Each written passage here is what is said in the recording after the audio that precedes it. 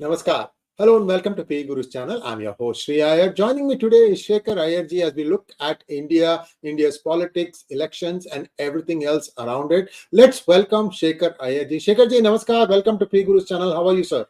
Namaskar, Namaste, Vanakkam, Dandavat to all our viewers and to you. Thank you so much, sir. And a request to all of you who are watching this video to like this video. And if you have not subscribed, please do subscribe to our channel. Shekhar ji, Tejas Sortie that the Prime Minister flew. This is same thing, George Bush has done in the past. I've seen many presidents do these things in the United States. It's par for the course. Basically, maybe marketing wise, Modi is taking a page out of the book of US politics. What's wrong in that, sir? But that's exactly the point because the Congress now finds either looks for an opportunity to see a penalty in whatever PM does or does not do, or it today came out with the saying that look, we had operationalized this project in 2011. But the fact is, the LCA project, sir, I have been covering it as a reporter. I'm talking of early 80s onwards, this started. Several times I've been to Bengaluru, to the National Aeronautical Lab, then Hindustan Aeronautics Limited. It was such a long drawn process. And so today, as soon as this sortie actually came as a surprise, we were told that the Prime Minister is visiting Bengaluru before he hops on to Telangana for the election campaign, and that he would be reviewing the projects of the Hindustan Aeronautics Limited. So, if you recall, in the first term of Prime Minister Modi, there was a hue and cry by the Congress saying that the government is out to close the HAL and that they are completely outsourcing everything and they are going to kill this the baby which they think it was theirs right from Nehru's period to Indira's period, and but what has happened is a lot of things have happened in the last 8 9 years. The way the project initially dragged on, and in the last 10 years particularly, a lot of money was allotted. There was a lot of development over engine. They managed to get GE's the first engine, that is 404 for the Tejas Mark 1, F404 for the F1. And after that, they developed a bunch of aircraft which was commissioned into Indian Air Force, and uh, a naval variant was also in order. They were still developing it so that it can be used for patrol over sea and maritime operations. So a lot of things have happened. It is not that, and exactly as you said, there is a big market for Tejas, for this multi role aircraft. It's a single engine aircraft, and Congress was livid because this is happening on an election day in Rajasthan. And they started saying, no, no, there is nothing in this. He's doing it. And why is he waving to other pilots? Because the videos that have come, they show that Prime Minister is waving. Then all kinds of things on the social media because he couldn't wave at the crowds in Ahmedabad. That's why he's waving to the clouds. I mean, I do not know why the Congress has to just go down like this.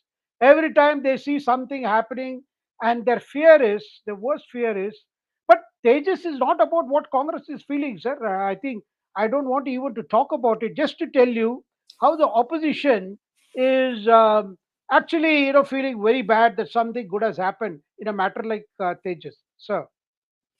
This is India's version of Tom Cruise and Top Gun, sir. well, well, well, if it had not happened or something had gone wrong, they say Panoti. So between Panoti and we did it, we were part of it, we had already done it earlier.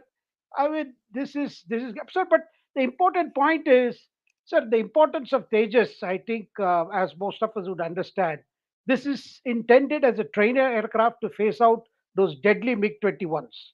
MiG-21s have done their time. They have taken toll of our a lot of young pilots. India was looking for a fighter, a trainer fighter, and Tejas is that is exactly the importance of this project. Now, the Tejas is the light combat aircraft, and it's a 4.5 generation multi-role fighter aircraft. And the big thing about this is that this has given a new lease of life to Hindustan Aeronautics, because Indian Air Force and HAL have signed an agreement. After more than 30 aircraft Tejas, I mean 30 Tejas were deployed with the Air Force, and Air Force has been quite happy because earlier prototypes did not give that kind of clearance from the Air Force. But the subsequent ones with GE engines have been doing wonderful work, and they have, in fact, are placing an order something like 324 Tejas and all its variants for the Indian Air Force. And the whole thing is that it is an Indian made aircraft. So the biggest thing is because there were two projects. One was the Arjun tank project, and that is the main battle tank, and other was this lower light combat aircraft. These two projects, sir, I remember as a correspondent covering defense ministry way back in 80s. These were two projects that were dragging their feet for want of funds, for want of technology, and then the kind of hostile situation we faced, where nobody wanted to share technology with us. From those days to where we have come today, and the good news about this is Prime Minister, given his age, after all, we must credit his age also. It's not easy to sit in a fighter aircraft and even assuming that there are not many rock and roll, but definitely at his age, for him to sit through it, then come back and land, and completely accelerated by the experience. And the first, of his tweets said, "This gives me confidence in our ability and potential, particularly in terms of Atmanirbhar Bharat." Because Tejas was taken to Dubai Air Show, where it showed several demonstrations, including air maneuvers, and a lot of eyeballs were looking at the aircraft, its performance in Dubai, and there were a lot of inquiries, business inquiries, even from countries like United Arab Emirates. And similarly, this aircraft has done in Malaysian air show too, and there also there was a lot of interest, and Hindustan Aeronautics Limited has already opened a marketing office in Singapore. And among the people, I mean, VIPs who have sat in this aircraft, of course, Rajnath Singh, our defense minister, was first to sit in 2019, and subsequently you had even badminton. I mean, as a way of promotion and for encouraging youngsters to take Air Force as a career, you had PV Sindhu, our badminton champ. She was there, and so also others like the chief of US Air Force, the chief of French Air Force, and Singapore Defense Minister. So so many people have shown a lot of interest in this aircraft. And the whole thing is the cost of this aircraft and the fact that Hindustan Aeronautics has been able to get off the assembly line in a paced manner, and they have in fact so far delivered more than 33 aircraft, and I believe seven more are in some kind of already in deployment, or they are being flown by the Air Force, and some of it is also being tested by the Navy. So one can see that and in fact, the cabinet has given a clearance for more than 36,000 crores deal between Air Force and Hindustan Aeronautics Limited for this. Now, the whole thing is that this has right now Indian Air Force has two active squadrons. One is called the Flying Daggers. I mean, they always give this kind of names to Air Force squadrons, and the other is called the Flying Bullets. Now, sir, if you recall the 1971 war, our NAT played havoc on Pakistan Air Force, which had more better F-16 aircraft. And in the Bangladesh Liberation War, NAT played a big role and also guarding our western frontier. Now, MiGs have done their role, I mean, no doubt about it, but they had aged, and there were concerns about the fact that the safety of our pilots, because there have been number of crashes involving MiG-21. Now, with this today, Prime Minister himself, taking out a sortie in this LCA, a message has gone out that this aircraft is completely reliable, it meets the international safety standard, and the fact that our Prime Minister of India, I mean, if getting a Prime Minister to sit in a fighter aircraft, it's not a Rafale, it's not a Sukhoi, it's India's own Tejas. I think that's the message that was sought to be given by the Prime Minister, which is going to give a big boost. And India is looking for a market, as I mentioned, in Southeast Asia. It's also looking at the market in West Asia and Latin America. Now, these are the countries which realize that getting a product of a world class from India is a lot cheaper than getting it off Europe or from America. So you can see that kind of price advantage, And also in terms of technology, they are giving cutting edge technology. And the fact that the agreement between India and the US over General Electric and Hindustan Aeronautics collaborating for the F 414 engine for Mark II Tejas, which is going to be the latest version. That was a very important agreement when Prime Minister Modi went to the US. So you can see how Tejas has created a mark, I will say, in international defense aviation. And the fact that on one hand we are getting Rafale for that kind of role that we face in the border with China or with Pakistan or guarding the seas, the right entire Indian Ocean shipping channels. So this is a kind of challenge, but then the politics over it has never ceased. You had Congress, Jairam Ramesh coming out with the tweet, then other Congress leaders saying this is another of those election thing. Because he was disappointed with India not making it at the World Cup, therefore this was organized. Because I mean, so I just look at sometimes the some kind of stance that Congress is forced to take. And today whole day, Congress spokespersons have been saying, look, if we had not done it, if we had not opened it, 2011 we gave the clearance. But the fact remains, sir, those were the years it dragged on and on. And Yes, indeed. some of the scientists I spoke to then, I'm talking of in the 80s and 90s, they were themselves disappointed that the funds were not adequate and outside technology was very difficult to come by, and because most countries were interested in selling their own planes. But today I think even the US looks at India as a good production base for manufacture of these latest aircraft with latest avionics, so that we can India and US can also look at a strategic alliance in terms of India emerging as a leading arms exporter. Thank you so much, Shekhar. I mean, I have not watched these videos, and when I saw Prime Minister Modi get down from the aircraft, I said he looks like India's version of Tom Cruise and Top Gun. I mean, the only thing that that plane did not do was to fly upside down.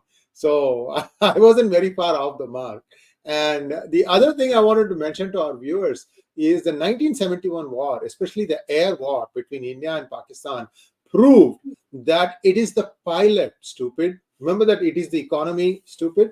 So it is the pilot. It's the pilot that makes a difference when you're flying aircraft, and that's what the Nats proved. They wove circles around the bigger F-16 aircraft that could not maneuver in time. And first 72 hours, the Western Hemisphere was all done and dusted. India burnt down their oil refineries in Karachi. They took out all the planes. They took out all the airfields from where they could take off. There was no air support for the Bangladeshi side of East Pakistan then from the western side. It was done and dusted.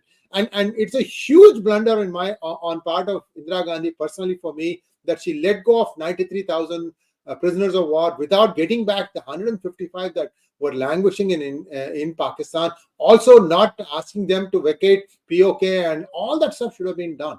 They should have demilitarized Pakistan, took out the fangs, defanged the entire thing, dismantled the whole thing. That's what they should have done. Otherwise, this 1,000 cuts, death by 1,000 cuts would not have happened. I mean, we have, sir, one thing, sir, you may know this person. His name is P.N. Haksar. He's a Kashmiri Pandit. And a lot of the people around Indira Gandhi were all Kashmiri Pandits. Weren't these the guys most affected by all the things that Pakistan was doing from 1947 onwards? Where did their collective intellectual gravitas go, sir? I'm just asking you a question. Well, sir, that was bearing that bold decision to go ahead and carve out Bangladesh from East Pakistan. Indira's tenure had a lot of, but then when at the hindsight, it looks like even the decision to carve out Bangladesh, the decision to split Pakistan. I wonder any other Congress prime minister would have had the gall to do it. She did it, and today, I think, but for that period of emergency and lot other which are considered Indira Gandhi's legacy. Today, when we look at her, leadership of India, there are many who think that she was the first of the Hindutva leaders. In fact, That is a kind of an estimation being done by even some RSS leaders, that she truly understood the dangers that India was facing, and which the India is facing in even bigger magnitude today. Those dangers she realized it then, and she paid it with her own life for some of the blunders she did. And we can see how things have shaped since then. But in terms of defense, what is happening is the the COVID forced a fast track policy on Atmanirbhar Bharat, that is self reliance. But that the Atmanirbhar Bharat also is an element that we are gradually going to reduce our dependence on imports. In fact, there are 400 defense items that since this Modi government undertook this Atmanirbhar policy, which they have decided they have stopped from importing. That includes some aircraft, that includes some petrol boats, that includes some frigates, which earlier we used to straight away go and buy off shelf. Now, these are banned items under the Atmanirbhar projects. There are 400 such odd items, even guns, that which we are encouraging our own manufacturers to public partnership to set up joint defense projects. And a lot of things have happened in this field. And in fact, two defense corridors have been talked of, have been already opened, where the whole idea is not only we will emerge self-reliant and try to negotiate technology in where we are lacking, and at the same time we want to also emerge as an exporter of defense arms. And for us, a good example for us is Israel, because Israel managed to do a lot of pioneering work in terms of radar, electronic surveillance, and then also in missile technology. And Israel is today a leading exporter of missiles and spy satellites and things like that. So therefore, this is not just about India getting self-reliance, but India also emerging on that, because today among the major arms exporters, you have America, you have uh, France to a great extent, you have Germany, UK, and then of course China. China is also an exporter of arms. But then, Chinese fighter jets have always had problems, though their biggest market is Pakistan, Myanmar. These are the countries that buy Chinese aircraft, and also some countries in Africa. So, in terms of a competitive business in defense side, the advent of Tejas, I think, marks an important milestone for Indians' defense exports. That is why you are seeing that. I mean, as I mentioned, Rajnath opened an office of Hindustan Aeronautics in Singapore recently, in Malaysia. So you can see that how this sector is being actively encouraged to step up production, to step up technology, go for upgrades, and show that given our kind of R&D we have, the kind of defense scientists who are at work, that we are capable of achieving some new goals. I think that's a big point. And Prime Minister's trip here was, as you mentioned, it's a very good marketing strategy for the defense exports. Now, of course, it is a Congress that always, whenever it finds Prime Minister in a in a military suit or in a pilot suit, or they always feel that some votes are going to go away from them. But I do not think with a helmet in hand, Prime Minister would have swung voters today, particularly in Rajasthan. But nevertheless, the fact remains he's a fit Prime Minister, because unless you are physically fit, given his age, they do not normally allow anyone to fly in a fighter plane. So, I mean, several things have happened today, and the Congress mood is again one of despondency, I can see, and trying to make an issue out of this to then make fun of it and say that he's just looking for an opportunity. Why is he waving at the clouds? In fact, there were two other accompanying aircraft. He was waving to those pilots because the pilots had waved to him. And so these are the little details that Congress chooses to overlook and wants to. And also all those people who are enamored by the Congress still, and also our friends from the left, they think this is another issue that the Prime Minister must not be allowed to take credit. And of course, today the BJP has reacted different way, saying that look, you take all the credit you want, but at least acknowledge that what has been achieved today has taken a a quantum leap in the last 10 years. At least acknowledge this. You will take the credit that you started the project. But the project, sir, I remember, as I shared earlier, in the 80s, it was such a drag on, because I remember the only thing about there, they had an office, light combat aircraft office. And of course, our scientists, given the budget constraint, they were trying to do their best, but it was taking a long time, because we have seen this main battle tank, Arjun tank, it has also gone through several challenges, and finally to see the light of the day. So there we are, sir. And but there is more than the marketing of Tejas, the Congress fears the marketing of Prime Minister in a new role, the ahead of 2024 elections. Thank you, sir. And let's now look at Trinamool Congress. Sir, who is in control? Mahua Moitra trying to make a run for the presidency of the party? So some very, very strange developments are taking place in Trinamool Congress, which has not been highlighted by the mainstream media. Sir, a day ago, there was a meeting of the Trinamool party leaders in Kolkata's Netaji Indoor Stadium. And this was one meeting where there were no posters of the our political heir, that is Abhishek Banerjee. And somewhere along, Mamata has begun to feel that Abhishek Banerjee is edging her out.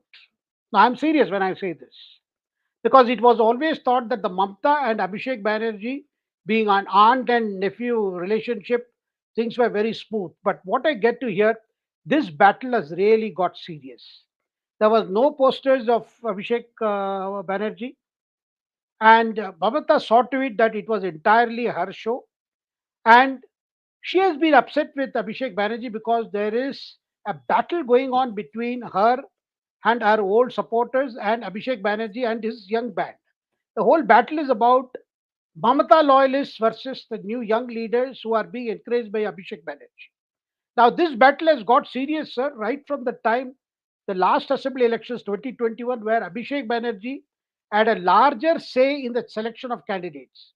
Today, a good number of Trinamool MLAs, they owe their allegiance to Abhishek Banerjee.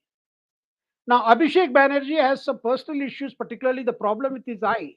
Since, he had an accident, he had met with an accident and his eye had got damaged. And he has been taking treatment abroad too, and that eye has been creating a problem. Despite that, he has been, in a commanding position.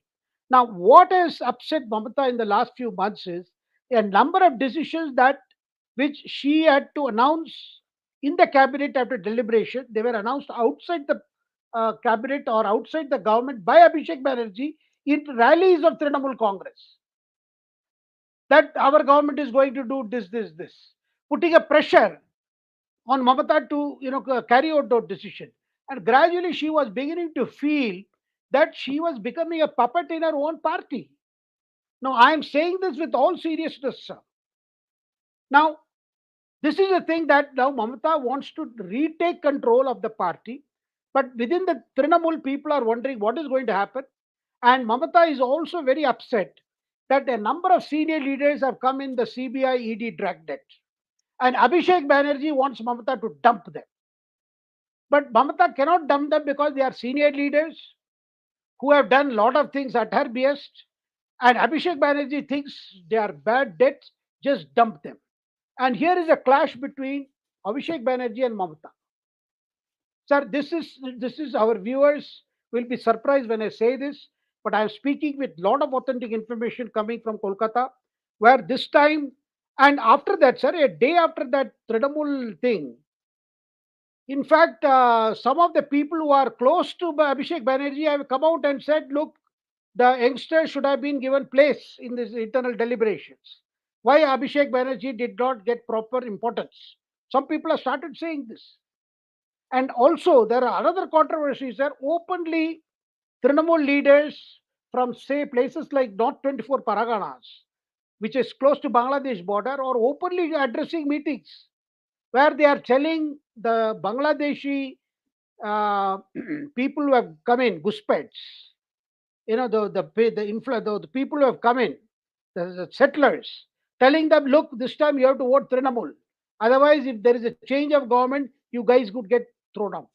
Openly appealing to voters of suspected citizenship loyalties, asking them to vote for Trinamool. So Trinamool doesn't have an external enemy now. Trinamool doesn't have an external challenge now. Whatever challenge is happening within the party. Now, in this context, here comes the Mahua Moitra episode. Mahua Moitra had fallen out of favor both with the aunt as well as the nephew, both with the Mamata Didi as well as the Bhaipo, that is Abhishek Banerjee, because she never visited her constituency, things like that. But after this episode, Ira Nandani accusing her, then her lawyer friend turning against the 𝗖𝙬𝙬 Dheradre, after he has the things went completely out of control between them. Now, Congress party and other opposition parties have openly started supporting Mahua Moitra. And that has started beginning to act as a pressure on Mamata. Because Mamata realizes that if she doesn't support Mahua Moitra, and Mamata now expects that probably action will be taken against her and she may be expelled from the house. I mean, she may lose her membership. So she has realized that then Mahua Moitra may become a star of the Congress. Because already Rahul Gandhi has been, voicing support for her, getting his party people to speak for her in the ethics committee meetings. In turn, Mahua Moitra has agreed to help the party in whatever resources she has had or she is getting or she has acquired with the party. That is one. Second thing, I am told she is also helping Abhishek Banerjee in the ED inquiries, in the sense, given her felicity with language, I am told Abhishek has asked her to, edit his applications before ED. So I am told there is some Gyandhan from Mahua Moitra to Abhishek Banerjee in responding to the ED inquiries. I'm not joking, I'm serious. This is what I'm hearing. That the last, before Abhishek went to ED office in Kolkata, and some of his written submissions were vetted by Mahua and Mahua. And as one Trinamool leader told me that Mahua Moitra তো ইংলিশটা খুব ভালো তো সেই জন্য ও একটু দেখছে আর কি এডিট করছে because our English is so good. That's what Trinamool leader told me. So she's helping Abhishek Banerjee in in presenting his case. So Sir, sorry this to is be where it is. cynical. Sorry to be cynical, sir, but would the ED officer who would be reading this letter be requiring the services of a dictionary or two by his side? Sir, unless Mahua Moitra has borrowed all the technology or the tech from 𝗏𝗏 Tharoor, then there could be a Osmosis problem. तो होता है, sir ji. Then there could be a problem. But I don't think Mahua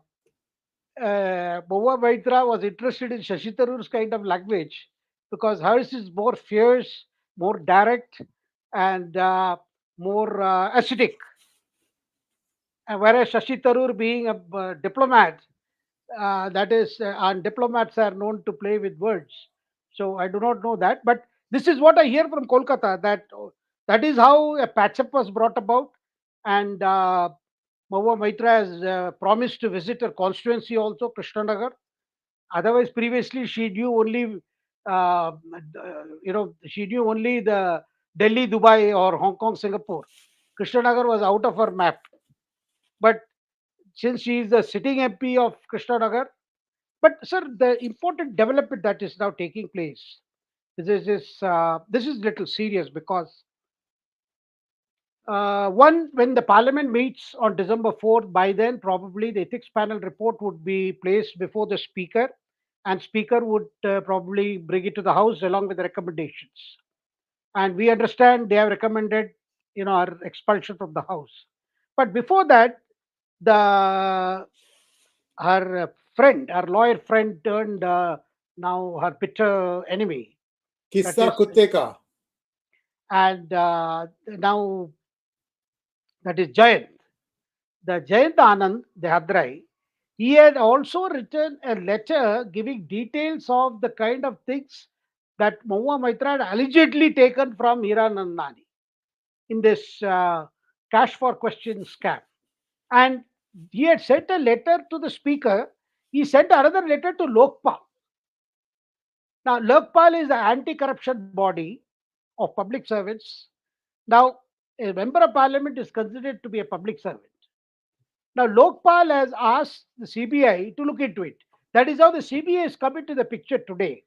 Now, what the CBI has done has gone in a rather a procedural way by first having a preliminary inquiry, as to decide whether things are. And now that you are showing picture of the Rottweiler and the lawyer, I'm told that the dog is back with him, and he's very happy. He has been posting some videos how the dog is very happy to be with him. Rottweiler Henry.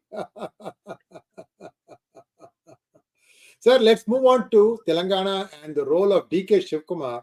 I guess he's financing the elections. That's all I can think of. There used to be before, sir, I don't know if you remember this gentleman. His name is 𝗣𝗚𝗂𝗻 𝗠𝗍𝗆. And in 1983, N.T. Ramarao stormed into power first time in Andhra Pradesh, a combined Andhra Pradesh. And Indira Gandhi tried to unseat him by means fair and foul. I should say lot less fair, mostly foul. So in that, what happened was, she pulled down the government, and he had to, keep the flock together. I think that was one of the first times when you had to keep your flock together. And then Mr. Moily, who was then, I think, had just become the chief minister, he had just exited as the chief minister of Karnataka.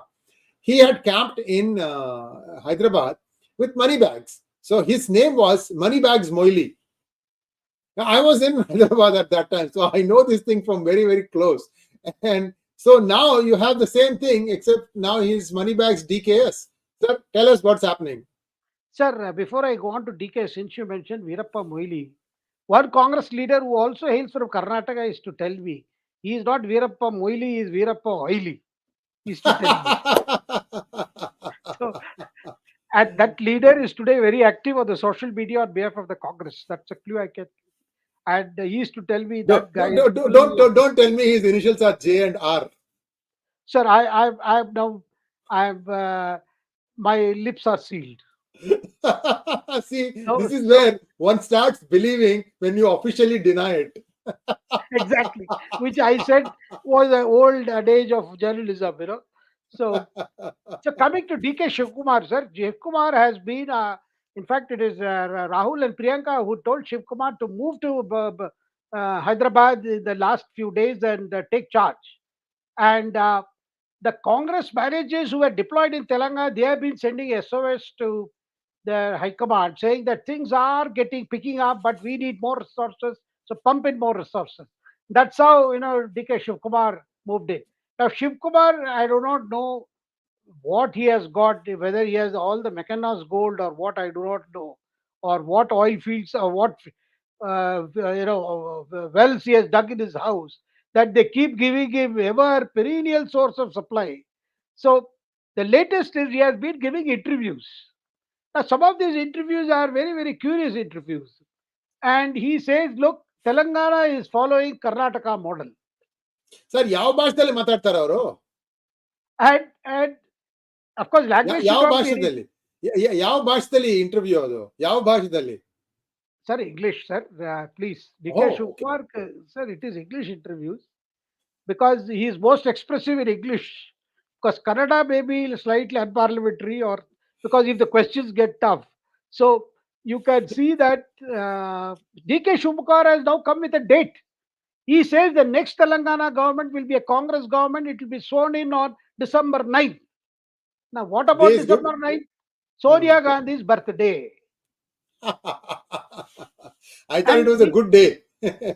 No, he says December 9th is Sonia Gandhi's birthday, so the Congress government in Telangana will be sworn in on December 9th.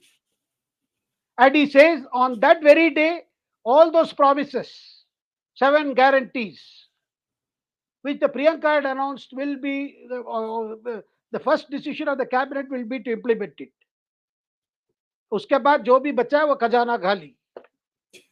Sir, Telangana started out as a surplus state, sir, because they had Hyderabad, which was the biggest grouse of Andhra Pradesh. They're saying that we, as a state, combined, we invested so many resources in Hyderabad, and now you are taking it away. At least give us a portion of that. They did not do that.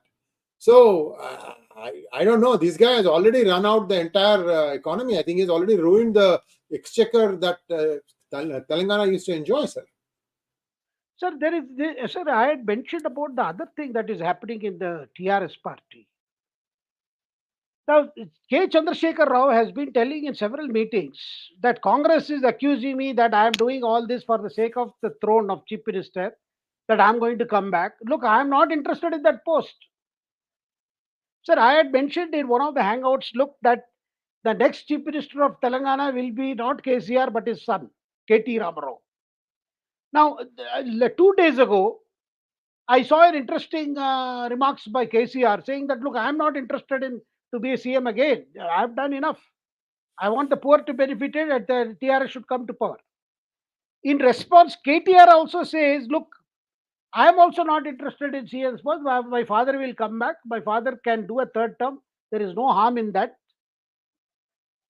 But within the TRS, people feel that there is a very good possibility that if they do very well and manage to almost come back with the numbers that they had in the outgoing house, in all probability, KCR may surprise everyone by announcing that KTR is his successor, the chief Sir, who minister's chair. distributed the tickets, sir? Who distributed the tickets? Sir, KCR or KTR? KTR has completely managed elections, sir. Sir, Then he's the person, unless he says no. Yeah. sir, in the power structure of BRS, it is KCR on the top. Then you have the sibling rivalry in term Kavita versus Ramarao, KTR. And there is also the nephew, the Baipo is here. There is Baipo is a Bengali term for nephew. And that is Harish Rao. Of course, Harish Rao is not in a position to challenge KTR. Rather, he is working in tandem with KTR.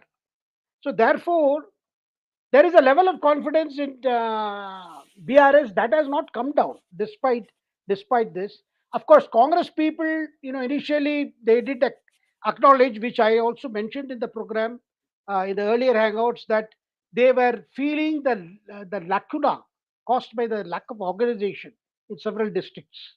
That cannot be made up overnight just before elections, because you need a dedicated cadre who will continue to motivate the voters till the last day.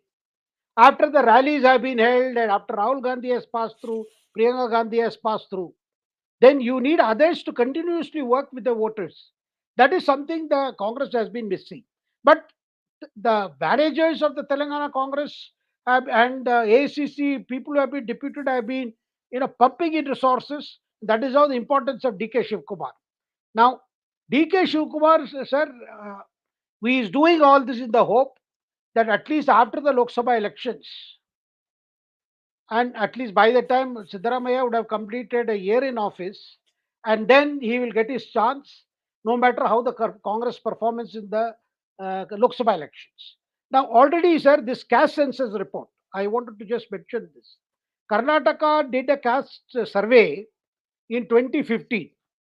Until 2018, Siddaramaiah did not release it, fearing because it would further complicate the caste equilibrium in the state. Now, some leaks have come out about the 2015 report, which shows that Vokaligas and Lingayats are not present to the extent that has always been believed. That it could be 17% Lingayats and some 15% Vokaligas. Now, those figures have gone down in the survey. Therefore, the Vokalinga Sangha, they have already, started petitioning Siddaramaiah to dump this survey. And they have managed to get the signature of D K Shivakumar. He's a Lokaliga. And they have managed to get signatures of HD Devagowda, HD Kumaraswamy, SM Krishna, and even BJP Vokaliga leaders like DV Sadananda Gowda. This is playing exactly like Telangana, sir. Sir, this is playing exactly like Telangana. In Telangana, when they were asking for separate Telangana, right? People across party lines came together and said, we want Telangana. Jai Telangana. All those things started. And then, of course, the infamous fast unto death by KCR, which led to Mr. Chidambaram, who was a home minister, developing cold feet and agreeing to partition the state. Remember, sir? So back to you, sir. Yes, sir. That is why this time Chidambaram went to Hyderabad and he was told to offer one more apology for the delay in that period, because KCR has made the Telangana creation also an issue in this election, saying that Yes. do not trust Congress. They They betrayed us. We forced this Telangana. Congress didn't hand it on a platter. And there also, Congress is having this credit war that we are responsible. So whatever is good, we are responsible. In Telangana, we played a role. We got everything done. Like in Tejas, just we discussed. Similarly, the same thing they are doing there. So this is the scene that is evolving. Sir, soon after Telangana elections, our attention will come back to Karnataka, because depending on the results, and with D K Shivakumar, asserting his position, and Siddaramaiah also very keen not to, allow any kinds of instability to his leadership or the leadership of the government. Sir. Thank you so much, sir. I know last topic for today, Rajasthan's elections. I'm hearing that many places members of one community try to prevent the members of the other community from going to vote. And this represents a very serious issue. Sir, this is not something that is only in West Bengal. Now, if Rajasthan tries to do this thing, sir, also the other community which is being prevented paid them back in the same coin. Is it true, sir? Yes, sir, there are pockets where these kinds of complaints have come, that they were not allowed to vote, or in some places their names are missing from the voters list. These complaints have come. But in terms of polling percentage that has been clocked, it could probably come nearer to 70%, or even slightly more. In the last election, it was close to 75%, 74 point something. So, but what is the message that people are getting by this evening with the kind of polling percentage? This does not seem to be an election where people are enthusiastically voting for an incumbent. That it is more likely that they are going to stick to that pattern that we have seen for the last 3 decades in Rajasthan, where the incumbent is voted out and the opposition is brought in. This is the feedback I am getting. We will get to know more as parties actually analyze the voting figures for respective constituencies. But we also saw the desperation by Ashok Gehlot, and even yesterday, just before voting, sir, he tweeted, rather retweeted what Sachin Pilot had put a video asking for people to vote for the Congress party. Ashok Gehlot, who had kept Sachin away in his major election strategies, finally had to retweet Sachin Pilot's tweet. Now, why Sachin Pilot's tweet? I think there is an interesting part to it, because Sachin Pilot could do about only for 50 to 60 constituencies, because Ashok Gehlot was not keen that Pilot should do in all Rajasthan. But Rahul Gandhi was very livid that Ashok Gehlot did not fully utilize the services of Sachin Pilot. So the last few days, Sachin Pilot was given a helicopter by the AICC and asked to campaign. That is one. Number two, since he could not cover a number of places, he was asked to do a video for all these constituencies. So there was a general message, and accordingly, it was electronically edited to see to it applied to various constituencies. Which means somewhere along the Prime Minister's campaign, that Sachin Pilot has been punished because of his father by the Congress party by not assigning him any important role in this election. That seems to have somehow got the Congress worked up, because particularly worried about what would happen to the Gujar Meenar votes, because Gujar Meenas, lot of Meenas have supported Sachin Pilot also in earlier when he was PCC chief. And so these are the things that have, the last minute we have seen. And Vasundhara Raje, on the other hand, sir, after the first list came out, there were a lot of heartburns with the BJP. Subsequently, when the second list came, a number of Vasundhara Raje's loyalists were accommodated. So thereby a patch-up was effected. And Vasundhara has campaigned in many constituencies. In a number of constituencies she has done. So this is where we stand. And it looks like we are not going to see any surprises in Rajasthan in this election.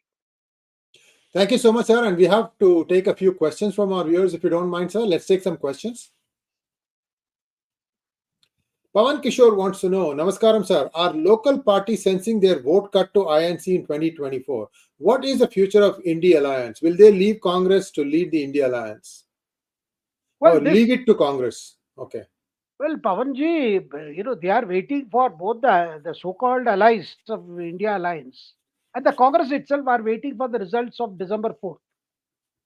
If the Congress does very well, then you are going to see the regional parties are going to reassess their equations with the Congress, because Congress will get very assertive. It will expect more number of seats, but that is not going to happen so easily, because already we see after way the Akhilesh Yadav was treated by the Congress, and how since then Akhilesh has made up his mind that in Uttar Pradesh he is not going to accommodate the Congress. Similarly, Mamata is in no mood to accommodate either Congress or the left parties in Bengal.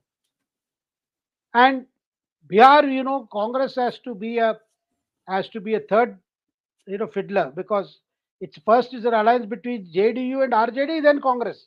So Congress is a party that also ran category.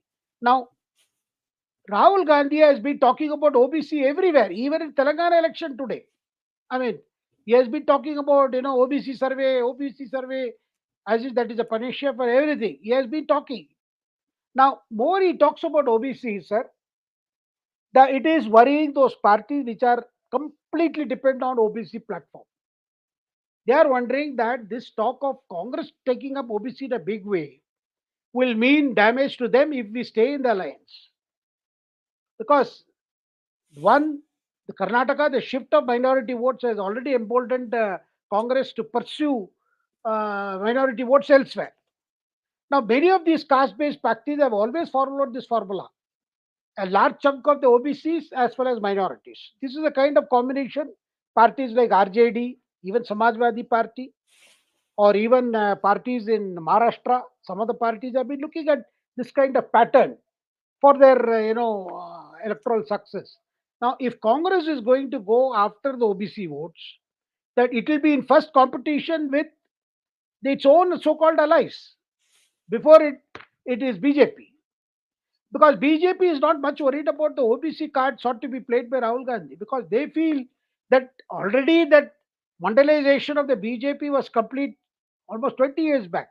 In number of states, they have large number of OBC leaders among their ranks and also in the hierarchy. Sir. Thank you so much, sir. And one last question before we go to the next question. This is from me, sir. Did the ED Enforcement Directorate attaching 751 crores of assets of the Gandhi family, that is the National Herald, AJL, and Young Indian, did this resonate anywhere in the election speeches? Did Rahul Gandhi cry victimhood? So he did directly mention about it.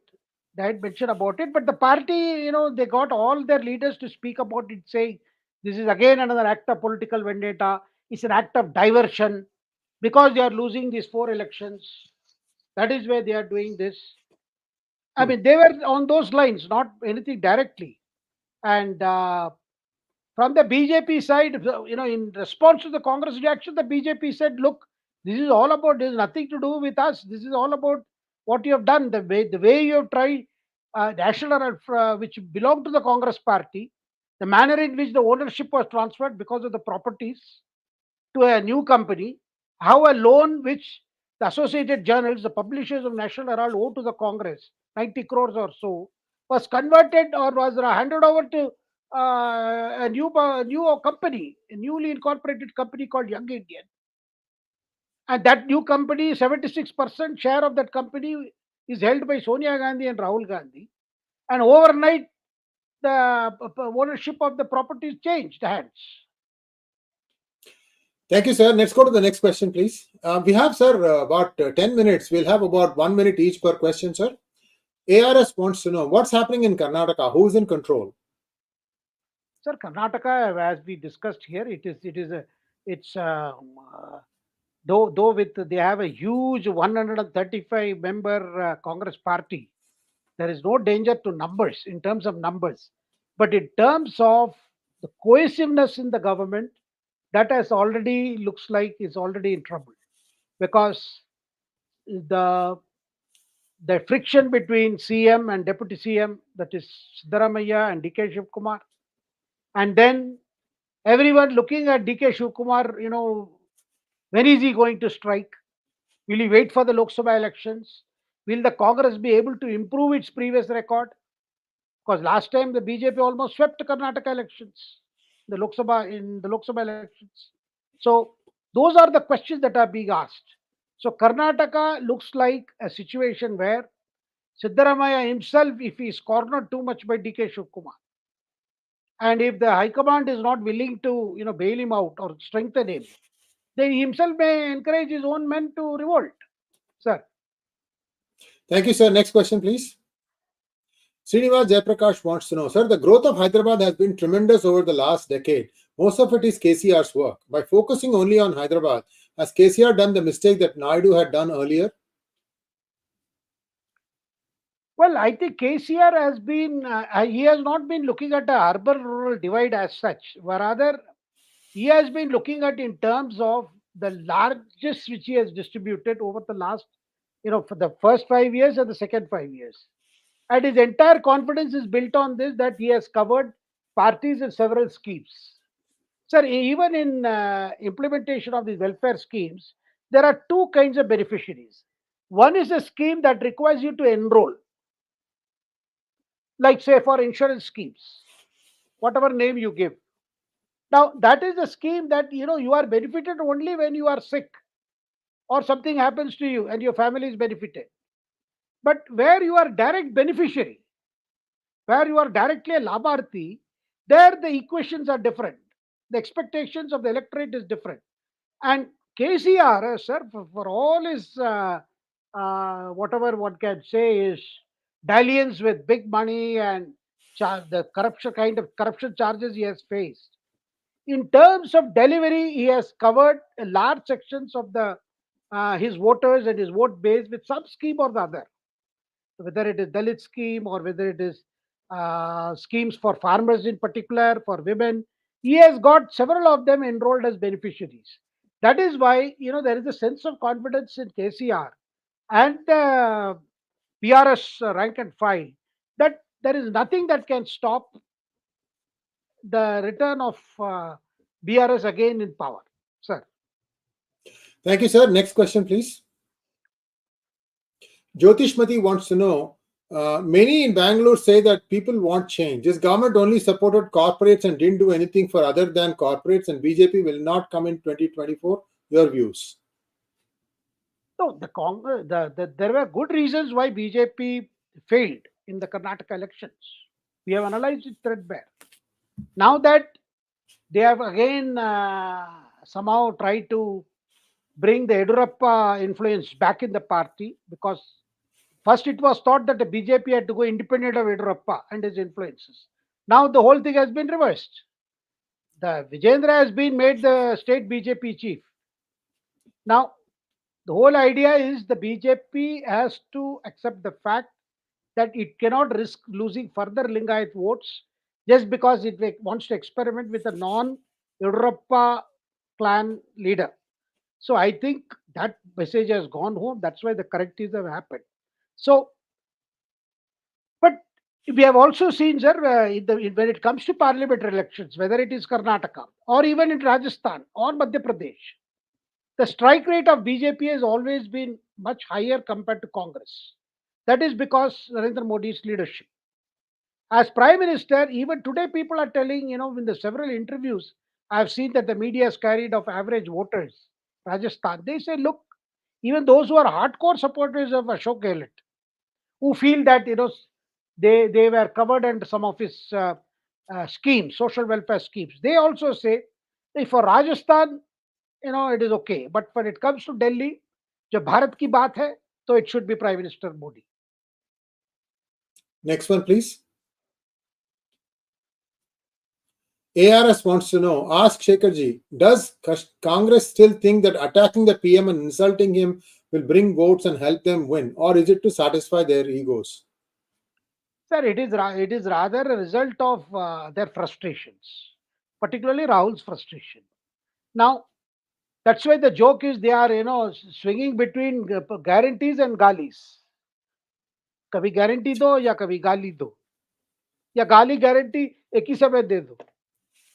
So they think, well, Rahul thinks that, by speaking like this, and some of the hardcore supporters of Congress who are also justifying, some of our media friends are justifying these galis. They are saying, look, Congress is giving effect to the akrosh of an average voter, the anger of an average voter. That's why he's speaking like this. And but whenever they have given galis to the prime minister, Modi has always used it to his advantage. But Congress thinks that Modi's popularity is in the wane. So these galis are even more drawing home, or rather are more illustrative of the problems that are the legacy of the Modi government. Next question, please. Sparkle35 wants to know, do you agree Tejas is a rare success of Indian engineering? Indian import lobby under AK Antony almost destroyed Tejas under some air chief. It was Modi Parikar that made it success. No, undoubtedly, sir, the Tejas project has taken off and has stabilized in the last 9, 10 years. I mean, there is no doubt about it.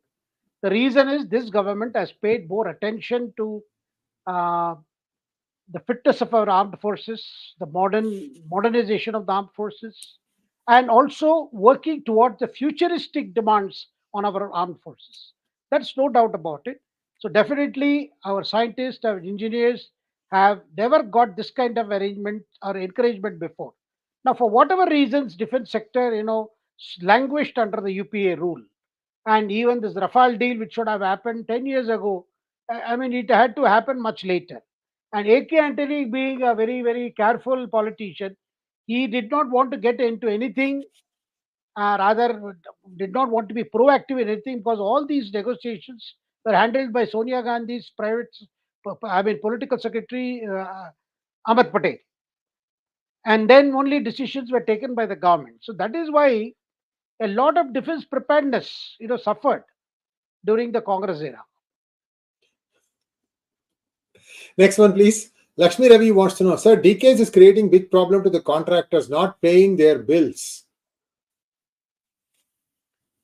Sir, Lakshmiji, DK is not creating problem. He is only telling them how the proceeds will have to be, distributed. I mean, that is why the delay. They are only being told, you see, sir, all these contractors who had accused the previous government 40% Sarkara. Now they are saying it is more than 50%.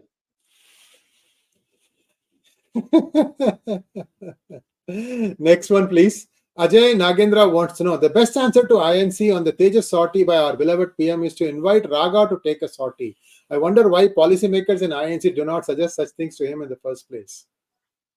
Well, sir, there will be many to advise Raga not to fly Tejas, lest they make a panoti out of him. So I don't think this is something that Rahul would accept, even if he was asked if he's ready to fly.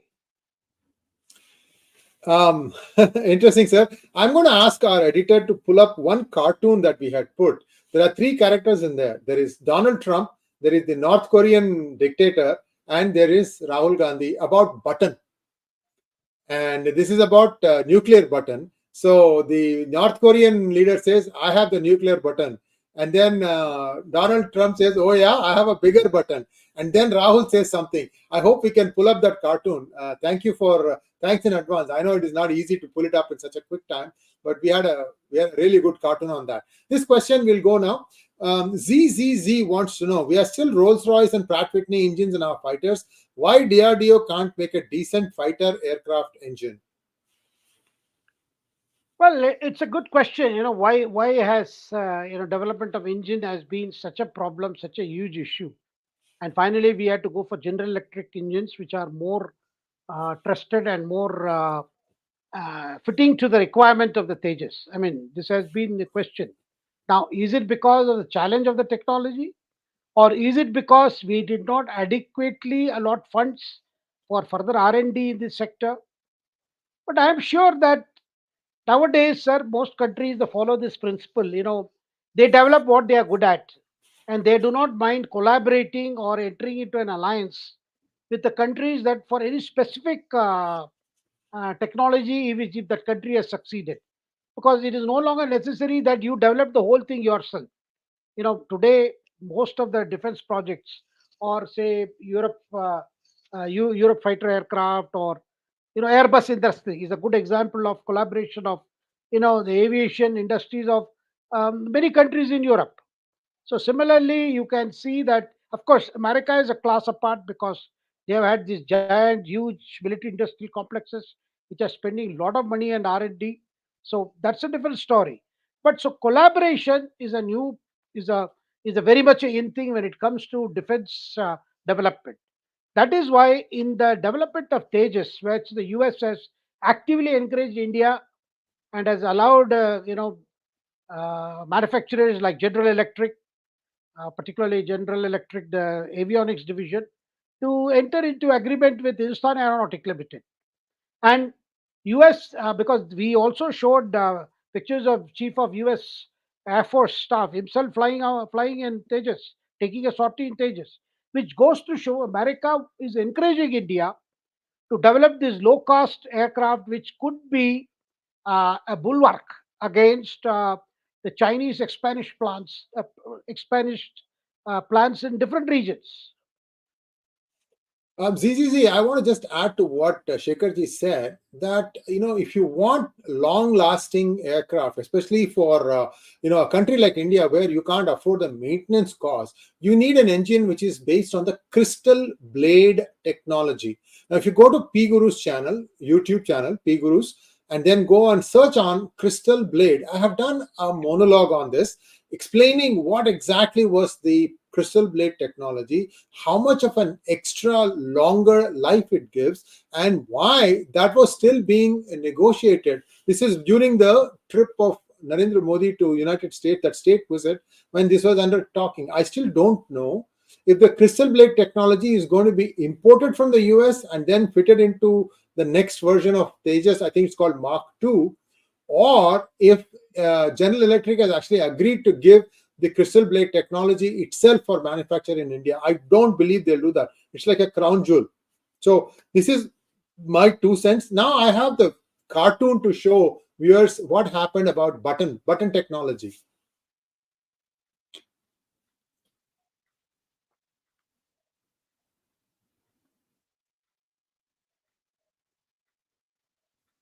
He is worried about BJP there also.